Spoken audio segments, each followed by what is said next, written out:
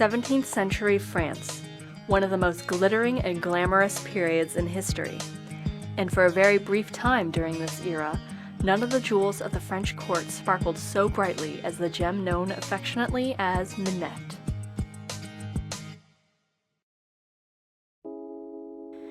The Princess Henriette Stuart's short life began auspiciously enough in 1644 at the height of the English Civil Wars. Born at Exeter, her mother, the Queen Henrietta Maria, fled to her native France when Minette was only 2 weeks old. The child was left in the care of a loyal royalist servant. 2 years passed before the same servant smuggled the girl out of the country as Oliver Cromwell's army closed in, and mother and daughter were soon reunited. In 1649, Parliament executed King Charles I.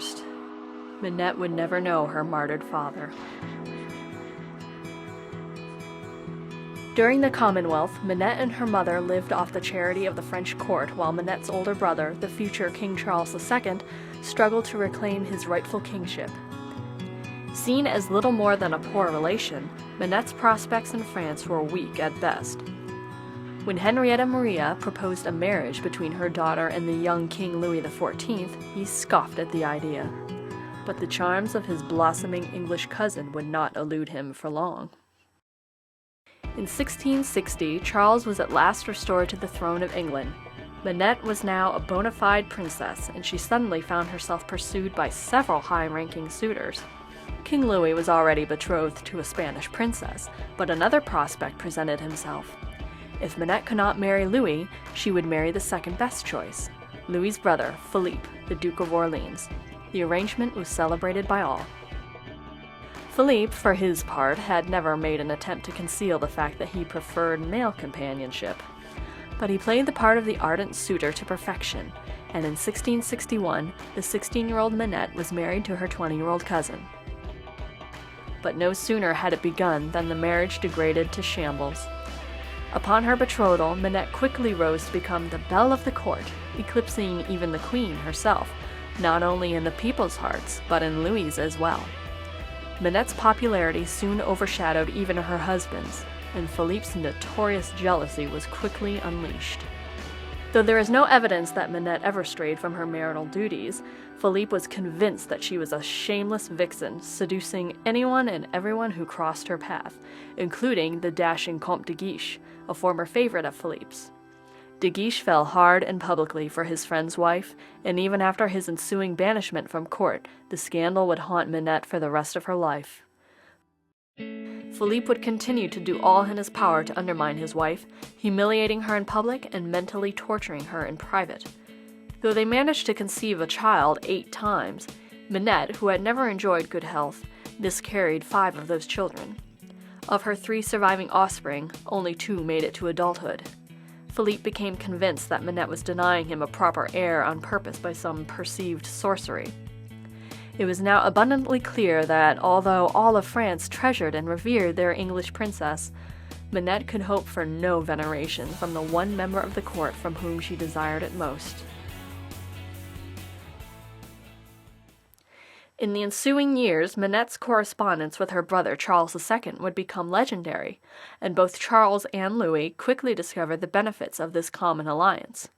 Minette soon found herself as a mediator of sorts as the 2 kings strived to reach a formal peace agreement between England and France. At the turn of 1670, Louis expressed his wish to send Minette to England as his envoy to Charles's court to hammer out the details of what would later become the secret Treaty of Dover. For 2 whole weeks, Minette was celebrated and feted in her native country. The details of the secret treaty were finalized within the first 3 days, so she was free to enjoy the rest of her time with her brother, whom she hadn't seen in over a decade. For the first time since she could consciously remember, Minette knew true peace and joy. Alas, her trip was too soon at an end. As she embarked on her ship back to France, many witnesses recall seeing Charles, strewn with tears, 3 times embrace his sister, turn away, then quickly return again. We can imagine that Charles knew in his heart that this would be the last time he would see his beloved sister. Upon return to France, many noted how thin and pale Minette looked, even more so than usual. On the evening of June 29, 1670, Minette took a sip of ice water and immediately experienced a searing pain in her side. She was taken to her bed where she cried out repeatedly that she had been poisoned, but no one could find any evidence of this. For 5 hours she suffered in abject agony, and it was apparent to all that she was dying. Still, the entire court came to her vigil, including her husband. In their final embrace, she whispered into his ear, "I have never wronged you." At 3 o'clock in the morning, the Duchess of Orleans passed away.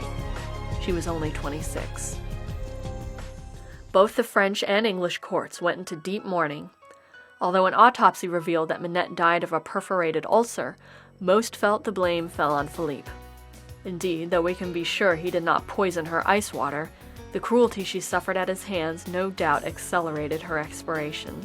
Strong in mind, Minette always carried the capacity to stand up for herself, but her fragile body betrayed her until even she could only endure so much.